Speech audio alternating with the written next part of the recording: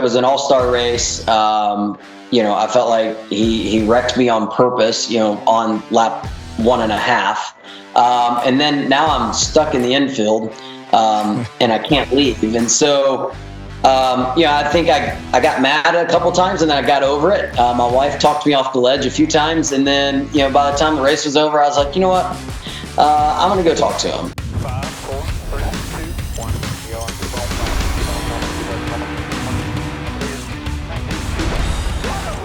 California's Kevin Harvick does it. Straight naked right there. You're the man. Welcome to Kevin Harvick's Happy Hour, presented by NASCAR on Fox. And not only did we have Ricky Stenhouse on our victory lap interview, we also got him to take a whole amount of time to be able to do the full interview for our Thursday segment. I thought it was a great conversation with Ricky about not only this year, but a lot of the things that he's done in his racing past. So hope you enjoyed the listen. Well, Ricky, you had a phenomenal finish to the weekend. I know that Talladega weekends, super speedway racing in general is always a little bit more stressful than everything else, but it seems like you deal with the stress better than most. Fourth win on a super speedway. Tell us about your weekend at Talladega.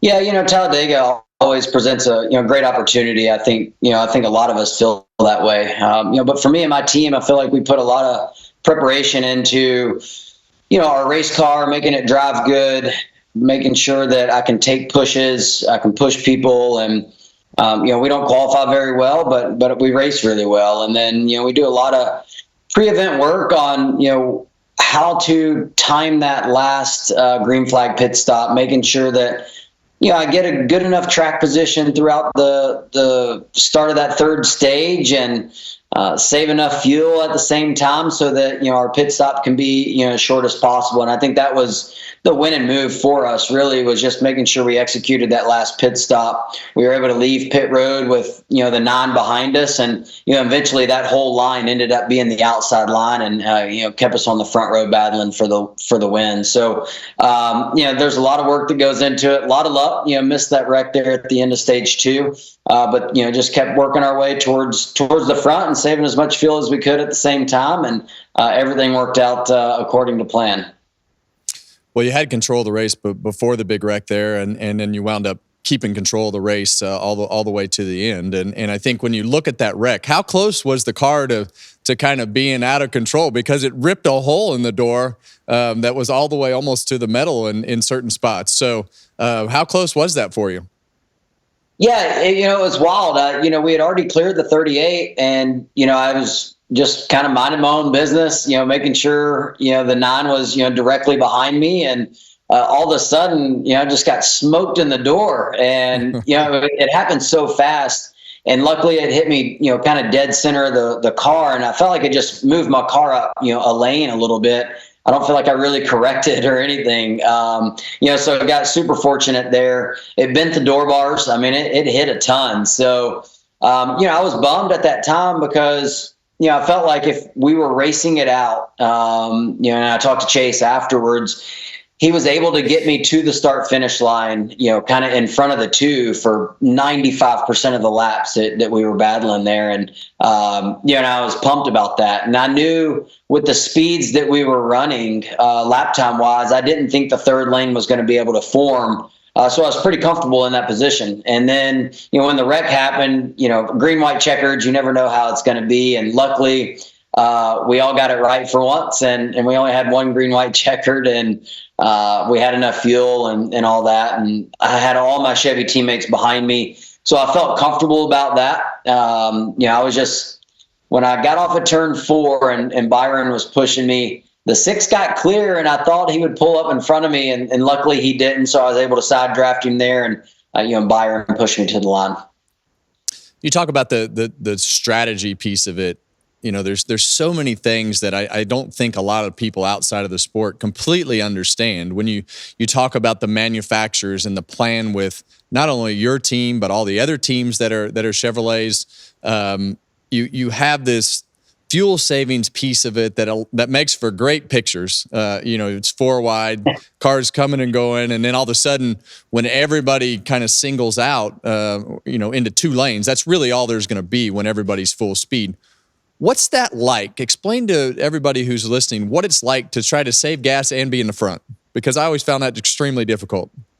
It is very difficult. There was a lot of times that, we have all the data, third, fourth in line is probably the best spot to save fuel. Leading a line is definitely not where you want to be. So you kind of get your pawns that go up there and you want to lead some laps, and it's frustrating because you want to go up there and lead, but at the same time you want your pit stop to be as short as possible. So I don't think there's anything that is going to change how we speedway race. We are always going to want to save fuel and make sure that when we do pit, we got the most fuel that we can have already in our car. But yeah, just for me, we started 32nd in the race, and I was like, all right, I'm going to jump to the outside line, knowing that not everybody's going to get going and push hard early. And so we got up into the top 15, and that was kind of where I was comfortable, top 10, top 15. And then you want to be 50, 60% throttle, and you want to just keep the gap to the car in front of you as tight as you can with as least amount of throttle. And, it's very, very difficult, but, it's nice when you get it right and your guys are telling you, hey, we got more fuel than everybody around us, and we're still at the front. So it can be done. It is cool that, every now and then you can kind of throttle up and, make that third, fourth lane work. I mean, it's been a long time since we've been four wide for that long, I feel like, at Talladega. And luckily the cars drive really well, and everybody was pretty comfortable. So you got done with the race and you decided to climb the fence. And I didn't know was that the plan, was to climb the fence and get in the starter stand? You got down and then you got back, and then you were like, well, how in the hell am I going to get back over the fence? It looked like a lot of work. Was that the plan? So my crew guys were like, hey, we're climbing the fence with you. I was like, perfect. We'll do that. So climbed up, and then, when I got going up, I looked, and most catch fences have the, kind of angled out at the top, and, right there at the flag stand, that one just went straight up. I was like, oh, dang, I'm going to go up and over. I did an appearance for Taylor Generators up in a suite that was right there at the start finish line. And I saw some of the kids with their Ole Miss gear on down in the front row that I had seen earlier in the day. And they had actually asked me, hey, when are you going to do American Ninja Warrior again? I was like, well, here we are. We're kind of doing it right here on the fence. So I climbed over and I saw them, and then I turned to the officials and I was like, hey, is there a gate? And they're like, no, you got to go back the same way you came. So back up the flag stand and back over. So it was wild. It was fun. And it's cool to win at Talladega, that's for sure. Okay. I can't go past the American Ninja Warrior comment. Please elaborate on the American Ninja Warrior comment. What does that mean? I mean, Blaney and I did the American Ninja Warrior show actually after my Talladega win in 2017. We flew up to Cleveland and we were on the show. And it has since surpassed my ability to do some of the things that they do. My spotter Tab, his son's actually Bentley is actually in the top, kind of 3 of his age group in American Ninja Warrior. They have a deal for kids all across the country, and so for me, man, it's surpassed me. But I do like climbing on things. I've always done that when I was a kid. Climbing trees, hanging out in the woods. Just a lot of fun things, and so climbing the fence, was kind of right up my alley. Yeah, well, that explains why you scaled that fence so easily. You've obviously practiced climbing things and swinging on ropes and whatever else comes with American Ninja Warriors. So that seemed pretty effortless for you. So that explains a lot of things. When you got down, you started doing your interview. Being a dad, man, it's a different interview when you have that boy sitting at home and mom's at home, and just explain the emotion that comes with not only winning the race, but winning the race now that you're a dad. Yeah, that was, I kind of joked with Madison. I was like, man, y'all aren't coming to, she didn't come to Atlanta. She had a wedding to go to, and I took my mom and Stetson to Atlanta, and I told Madison, I was like, hey, don't be mad if we win. And, I got Stetson in victory lane without you. And, we had a really good shot at it, at Atlanta. I had a fast car, but didn't work out. And then they came to Kansas last week, and on the flight home, Stetson got a little restless the last probably 20 minutes. And we've had a lot going on here at the house. And so Matt is like, you know what, I'm just going to chill out here for the weekend. So I went to Talladega by myself, and I kind of let myself think a little too far ahead during that red flag. I was like, man, if we do pull this off, Stetson and Madison aren't going to be here. And then, doing the interview, it just kind of hit me, a ton of emotion. Definitely wanted them in victory lane, but couldn't wait to get home to see him last night. And it definitely means a lot more, and definitely hits different when you have a 3-month-old son at home. And hopefully I can do this for quite a bit longer, and can get him in victory lane when he's at the racetrack. Well, you got to love that emotion as a dad. It was pretty cool to see.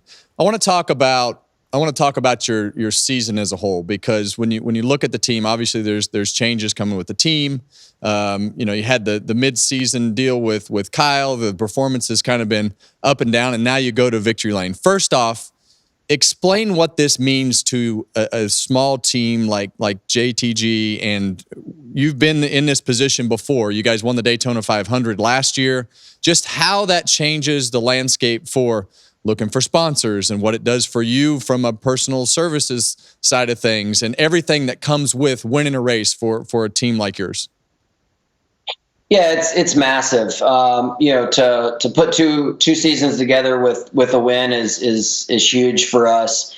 It doesn't obviously get us into the playoffs, which our 500 win did, but I think it builds just a lot of confidence in our guys. I saw a change in our whole team after the 500 win, and we were able to go on a really good run. In 2023, I think we averaged around a 15th, 16th place finish for the whole season, which was a great season for us, and the resources that we do have, and the amount of people that we have compared to everybody else out there. I mean, I would go to battle with these guys each and every week. But looking forward, I mean, it's huge with the things we got coming down the pipeline, and people that we bring to the race, and looking for, aligning everything up for next season. And then on the personal service side, man, I got so many great partners that back me, starting with NOS Energy Drink, Campers Inn, Easy Go, Hunt Brothers, just so many people that, help me behind the scenes, and, help me get to the racetrack and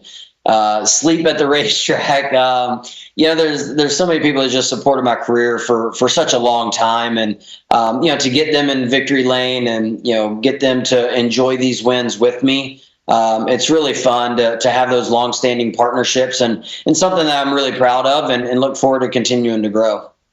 Well, you must do a good job with the partners, because it's always a telltale sign of who will go the extra mile when you have partners that you have to have more than two hands to start counting some of those relationships. When you look at the year, and you say, we talk about the performance being up and down, you're in victory lane. What's been the biggest battle for you guys? Short tracks, road courses? What's been the biggest battle from a performance standpoint? I know it can be hit or miss with this car.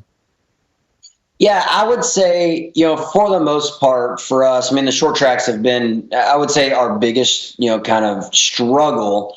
But really, I think it's just for us, just trying to hit our balance correctly. I think we learned a lot at Kansas. Last week we qualified better than we had been. We had a really good first stage. Got a little bit off in that second stage, and then we got a flat in the third stage. But there was a lot of things that I took away from that weekend that I'm really looking forward to seeing if they apply it at Vegas and Homestead. But at the same time, Richmond was obviously a bad race for us. With the finish and kind of everything that happened at the end of that race. But we were running in the top 15, which for us at a short track was a big step in the right direction. So just try not to lose sight of, going back, and, you don't really want to look at those tough races, but you got to learn from all of them. And, I think we've kind of turned the corner a little bit on, exactly, knowing what we need in our race cars at certain racetracks. And, Yeah, I was pumped at Watkins Glen with our speed and qualifying and the way our car was balanced. So looking forward to getting to the Roval and see if we can kind of have that same balance and same competitiveness that we had in qualifying at Watkins Glen. We got caught in that first lap wreck there. So, up and down season, definitely. But, I think that comes along with this territory. I mean, this is a tough sport, tough teams that you battle with each and every week, and we're continuing to learn. So I know for me, I hated a lot of things about the transition from the old car to the new car. I didn't like the pedals. I didn't like the way it steered. I felt like every day I was working to retrain myself in order to figure out how to drive the next gen car. And it was a lot more work. For you, what's that transition from old car to new car been like? And just what's the one thing for you that sticks out to say, I still just continuously can't consistently do what with this new car from the driver's standpoint? From me, the driver's standpoint, I think there's a lot of times that, I would say you and I sometimes had similar driving styles at racetracks. And, I think some of the drag that this car has in it, the low horsepower, it's totally different of you got to use minimal brake, and you got to creep into the gas as soon as you can. When I felt like I first started driving in the Cup Series, there was a lot of times that guys were like, that I was learning from, when you had all that horsepower, when you went back to the gas, you went wide open, and that's how you kind of made lap time. And now it's like, man, if you could have 10 or 15 or 20% of throttle, 100 feet before somebody, now all of a sudden you're carrying that momentum down the straightaway because we don't have that horsepower to pull us up out of the hole. So trying to match my balance, trying to, work with the guys, trying to match that balance to let me be able to get in the gas a lot sooner than probably we ever have before. And I think that's the biggest difference for me. Yeah, it's really messed up my late model racing career to start with here. I keep trying to go back to the throttle, and it's really, now I'm having to learn all over again. It's totally screwed up my late model career. So I look back at the middle of the season. Obviously, you had the incident with Kyle. What was that like? I was in trouble all the time, and you're not one that's really in trouble a lot. So what was that like for you to kind of have all that controversy and everything surrounding you? How long did it last, and what was it like to deal with all that with the Kyle situation? Yeah, I think for me, I tend to get over things fairly quick, no matter what happens. And, I think at North Wilkesboro, there was, it was an all-star race. I felt like he wrecked me on purpose, on lap 1.5. And then now I'm stuck in the infield, and I can't leave. And so, I think I got mad a couple times, and then I got over it. My wife talked me off the ledge a few times. And then, by the time the race was over, I was like, you know what? I'm going to go talk to him or at least wait for him. And so, I felt like I gave him an ample amount of time to at least maybe apologize, even though we know Kyle and he's probably not going to. And I felt like that was kind of the thing that just kind of pushed it over the edge. I was like just waiting on like, hey, man, I'm sorry. I shouldn't have done that. I definitely crossed the line or something. But, it was cool. My whole team was behind me. All of our partners were behind me. I've gotten a lot of great fans at the racetrack from it. So not all is bad, but sitting there lap one with a few of your sponsors that were also stuck in the infield, I felt bad for them as well. Well, you look at that scenario, and obviously it brought a lot of attention to the sport, and whether good ways, bad ways, however you want to look at it. I think that it brought a lot of conversation to it, and I think for me the one thing that sticks out is your dad, and he was there in the middle of that situation trying to break it up. It looked like to me. Yeah. But I think it's always very interesting when a driver and his father raced together, and yours is still around in the infield. Talk to me about that bond between you and your dad and how you guys have grown up racing. I know it's not always easy, but talk about that father-son relationship just with your racing career, and now that he gets to kind of watch you compete at the top level for so many years.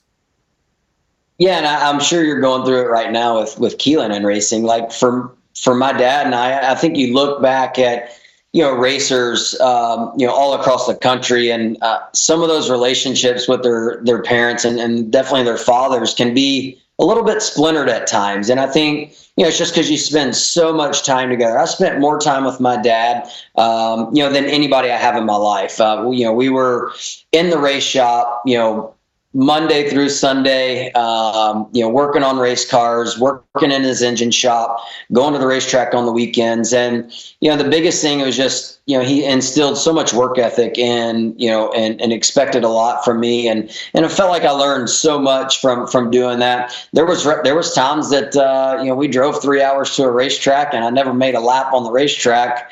I back talked him and, we loaded up and went home and drove 3 hours back. So, we've had, our fair share of hard talks and, but I think for me, I wouldn't trade it for the world. He taught me so much. I mean, he was racing. I felt like, I would go to the racetrack when I was a kid and work on his sprint car and scrape mud. And, I felt like I would stand in the infield and watch every single lap that he ever made. And I felt like I learned a ton before I ever got into, a sprint car, just from watching him. And so, yeah, to have him at the track and back in the day, hey, he got in his fair share of scuffles at the racetrack. I normally wasn't in those.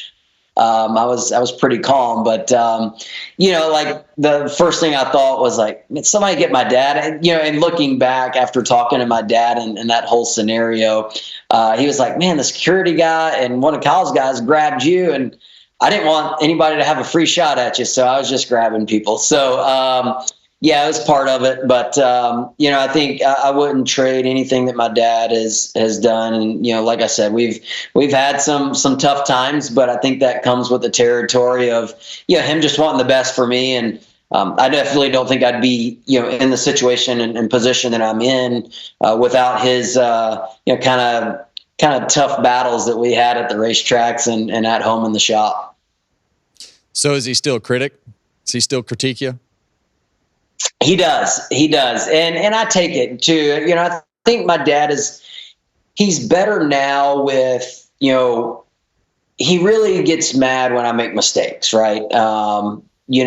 Especially mistakes that he doesn't feel like I should make. And so, he'll definitely speak up there. But I think what he's done for me is just more of, building the confidence in me to, kind of help go in and, kind of be a team leader, talk to the guys, those hard conversations that we had when I was a kid. Now I get to have those with my race team, right? When things aren't going well and you got to sit down and, figure things out as a race team.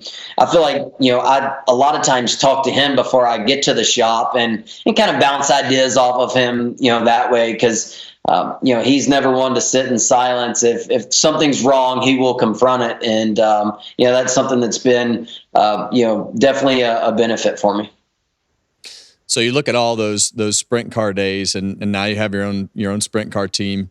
You go and dabble in it every once in a while. What's it like to go back and try to drive that sprint car just every once in a while? When you go back, it's got to be just breathtaking the first time you get in it when it's been a while. It is. I definitely wish, back in early Cup career, Jack Roush had asked me not to race sprint cars. And it was a time where, man, it seemed like, one year after another, there was, something happening, that kind of put a black eye on the sport, I guess, a little bit of as far as the dangerous aspect of it goes. And so I quit racing sprint cars for a long time. And then I, kind of dabbled back in it, got back in it. And, anytime we go race our 360 NOS Energy Drink sprint car, I feel really comfortable and feel really, ready to go. And then, when we put the 410 in, that extra horsepower, the the lighter race cars. Definitely need to run them more consistently to feel comfortable in. And so that's something Dad's been talking to me about. He's like, hey, are we actually going to do this, or are we still just going to dabble in it? Because he wants to build a couple new cars and really hit the road running and make sure that when we show up, we're ready to go. So we'll probably go do maybe a little more testing and get a little more comfortable. But they are a big difference, that's for sure, from what we do every Sunday. Sprint cars have been so much in the news, and you look at the high limits and the World of Outlaws. I know you guys kind of go in both directions, it seems, on occasion. What's that been like to have the two series this year for sprint car racing in general, in your opinion?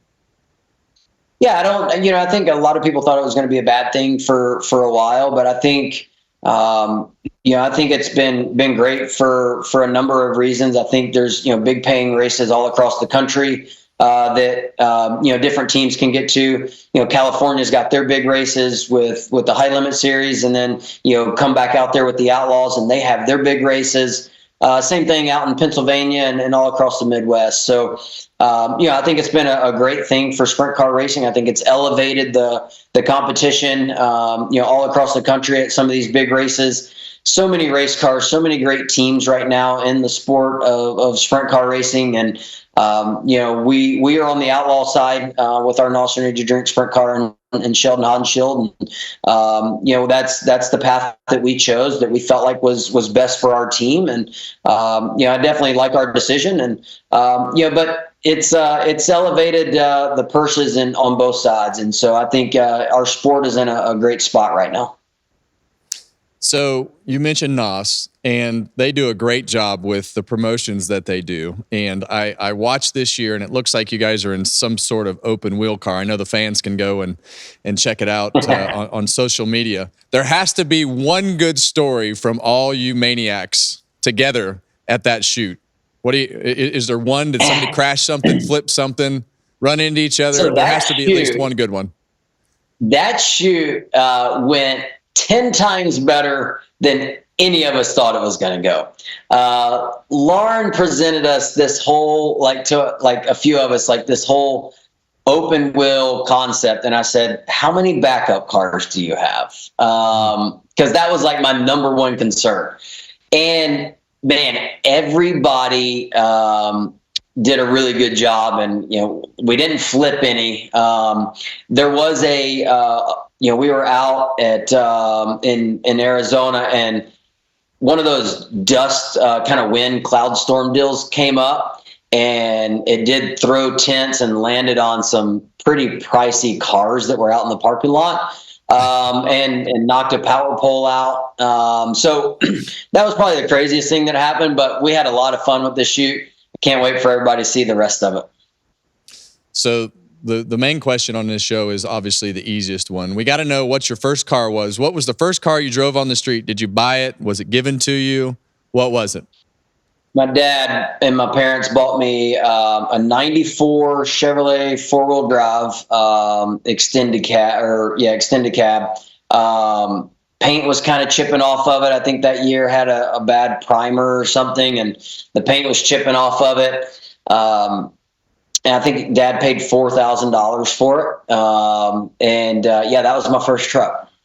Where did it go? Did you wreck it, sell it? What'd you do with it? No, we sold it to a cousin of mine, and now I don't know where it is. But I really kind of want at least to get another one. That doesn't have to be that one, but at least another one.